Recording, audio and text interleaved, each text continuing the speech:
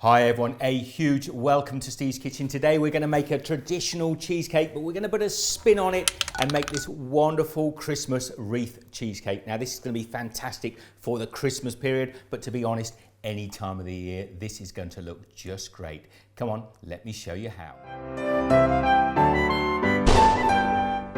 Now, you know on Steve's Kitchen, I don't often use the food processor, but look at this. It's a lovely Christmas red, and I thought I'd use it today and make it simple. I've got about 200 grams of oatmeal cookies or biscuits. You could use graham crackers. I was actually going to use a gingerbread. Now, 200 grams is about 7 ounces. So rather than use gingerbread biscuits, I'm using a more regular cookie, and then we're going to add our spice into it. So let's get the lid now on the processor. I'm going to give these a quick pulse, turn them into crumbs. And really that just takes a few seconds. Next thing I want to do is add a little spice into here. Now I'm using 3 spices, a little bit of cinnamon, some ginger and cloves. Now you could use a regular allspice, but I'm going to put about a teaspoon of cinnamon in there, a teaspoon of powdered ginger. Now with the clove, we're just going to add a little pinch, maybe about 1/8 of a teaspoon in there. Pop our lid back on, give that a little pulse. Get all the spices in with the cookie. Now I've got about 100 grams, 3.5 ounces of lightly salted butter. We just want to melt this in the microwave. So there is our melted butter now, and we are just going to pour that into our food processor. Doesn't need to be on when we pour it in. The butter is going to help bind the biscuit together in the base of the cheesecake. Now let's pop that off of there. That is smelling absolutely delicious, just like a gingerbread would smell. Now before we can use this, let's get and prepare our tin. Now down here I've got 8-inch, that's about 20 centimetre spring form tin.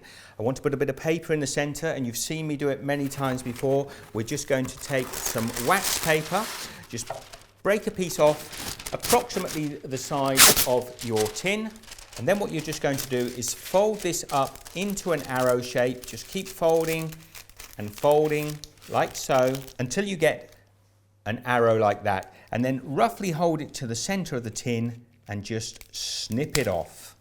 And we are going to have an almost perfect circle of paper that we can just pop in the bottom of our tin like that. You want a glass with reasonably straight sides on it. Why? Because we're making a wreath cheesecake. I want to use the center of that paper there. There's a little spot in the center.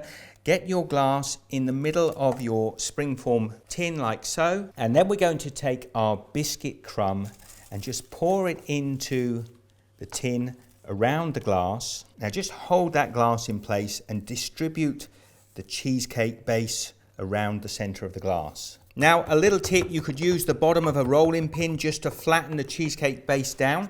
And when you've got it as you want, nice and flat like that, we're going to pop that into the fridge and let it chill. Whilst that's chilling, we get and make the cheesecake top.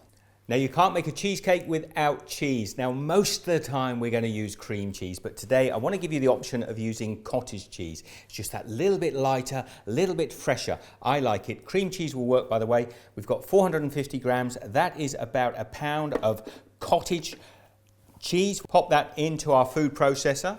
And I've got about 300 grams, that's about 10.5 ounces of sour cream. Now you could use creme fraiche, either one will work. Pop that in there as well. We want to sweeten that a little bit with 1/2 cup of superfine or caster sugar. Just pop that in there as well. Now who doesn't like a zesty flavour in their cheesecake? I'm going to take the zest off of the lime and also the juice off of a lime. Just squeeze it in there with the cream and the sugar. And in goes the lime, the beautiful zest of the lime. Now let's just pop that on there. Give it a little bit of a mix up to start with. Now the next thing I want to take is 200 grams of melting chocolate.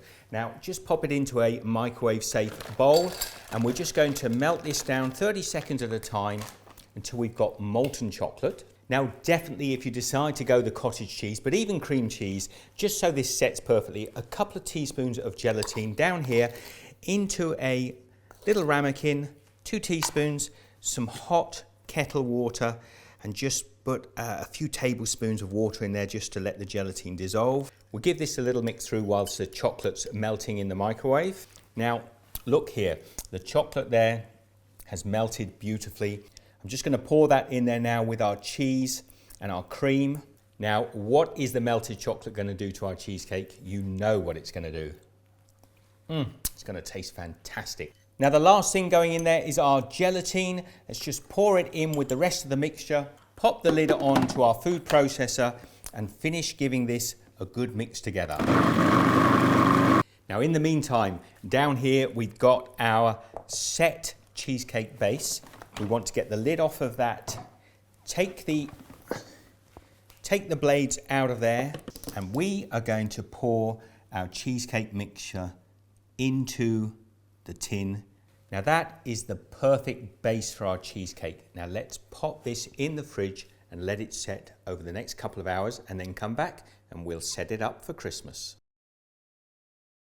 Now take a look at the cheesecake. It has been in the fridge a couple of hours and it's set beautifully. Now we have to get the glass out, which is no easy task, but it's not too difficult. Let me show you how. The way to release the glass from the center is take warm water from the tap. Don't use kettle water, you might crack your glass. Now just gently pop it in the center, don't get any on your cheesecake. Let it rest in there just for a moment or so, and then just start to give a little twist of the, don't squeeze too hard, and gently you'll start to see the glass twists loose like that, and that glass is just going to pop out of the center. Pull it up carefully, and there you have it, a perfect circle, almost looks like a polo. So now I just have to release this from the pan. I've just undone the clip on the side. Now look over here quickly. All these beautiful red fruits. That is the next thing. We're going to be putting the decoration on top of this, making our wreath, but I have to get this out of here. Come back down. I have to get this out of here first and get it onto my serving plate. Now, hopefully that's going to come off, not too difficultly.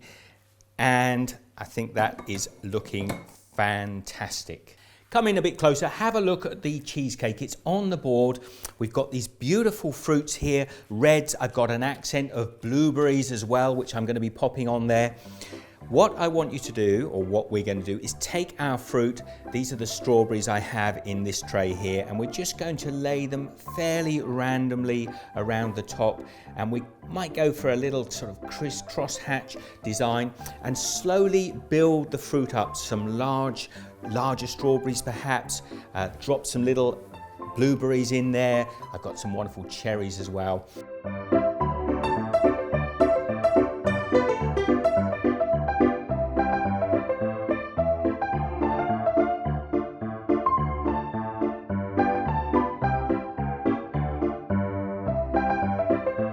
Now, I've got to act pretty quickly because if you're in Australia, it's 38 degrees, that's 100 degrees Fahrenheit today. This should be not filmed. You should actually make this, get it chilled down in the fridge. Because we're so hot today, the cheesecake is starting to bulge out. So I'm going to take a slice now. So there it is. There is a slice of my Christmas wreath cheesecake. Now I've got the rest in the fridge because it is too hot here today to keep it out, and I want to serve it later on to the family. By the way, I did put some raspberry coulis, which I made earlier on my channel. There's a video if you want to get across and check that out. I drizzled that over as well, just to sort of put a gloss on there. Now, I'm going to give this a try now. I've been dying to try this. As you can see, it looks absolutely delicious. Here goes. We've got that gingerbread taste at the bottom, hopefully, and the cheesecake.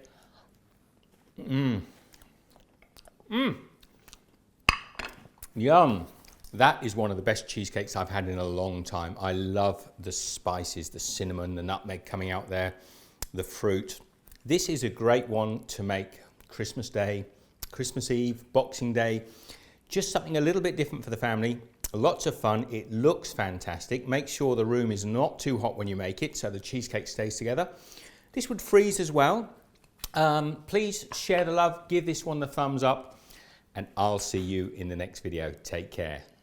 You know, with the pomegranate, the raspberry coulis, that is so delicious, and I can't express how much the spice tastes just fantastic. I think I might even do that on most of my cheesecakes from now on because it is delicious. I'll leave a link here to some Christmas playlist, another video perhaps, and I'd love to hear your comments down below. Take care, see you next time.